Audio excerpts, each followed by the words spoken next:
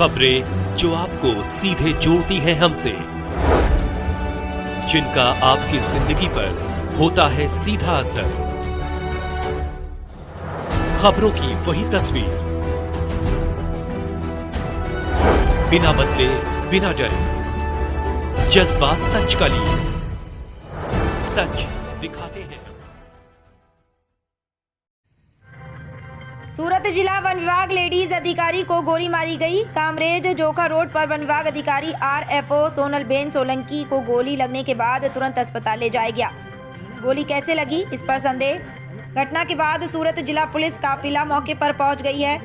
RFO Sonalben Solanki ने 2 दिन पहले कामरेज पुलिस स्टेशन में शिकायत भी दर्ज कराई थी। मिली सूचना के आधार पर पति पत्नी के बीच लंबे समय से विवाद चल रहा था।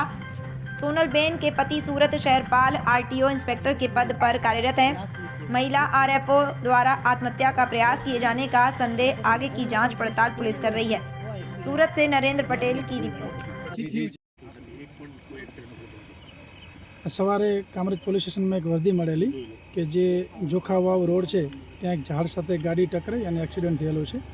એટલે પોલીસ જે હોસ્પિટલથી વર્દી મળી હતી કામરેજ ખાતે ત્યાં પહોંચેલા અને ત્યારબાદ જે એક્સિડન્ટ થયું હતું એ સોનલબેન સોલંકી જે RFO તરીકે ફરજ બજાવે છે એમને શિફ્ટ સુરત સિટીમાં કરવામાં આવ્યા હતા।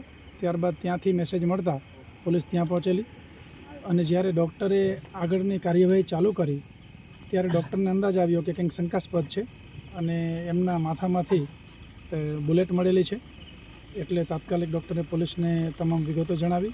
અમારે સિનિયર અધિકારીઓ ત્યાં પહોંચી ગયેલા, DYSP PI હાલમાં ત્યાં હાજર છે અને જે જગ્યા છે ત્યાં FSL અધિકારીને બોલાવી અને હાલમાં અમે પરીક્ષણ કરી રહ્યા છીએ કે રિયલી ઘટના શું બની છે અને કોઈ સાયન્ટિફિક બાબતો મળી આવે એ પ્રકારના પ્રયત્નો ચાલુ છે।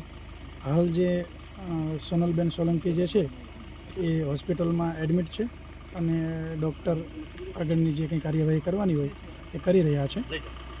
સર, ગાડીમાંથી કોઈ શંકાસ્પદ વસ્તુ મળી હોય એ અત્યારે FSL અધિકારીઓની ચકાસણી કરી રહ્યા છે અને બહુ જ ગંભીર મામલો છે એટલે FSL અધિકારી એકદમ માઇક્રો લેવલે ચેક કરી રહ્યા છે અને એમાંથી કંઈ પણ બાબત જણાઈ આવશે તો એ લોકો અમને સમજ કરશે।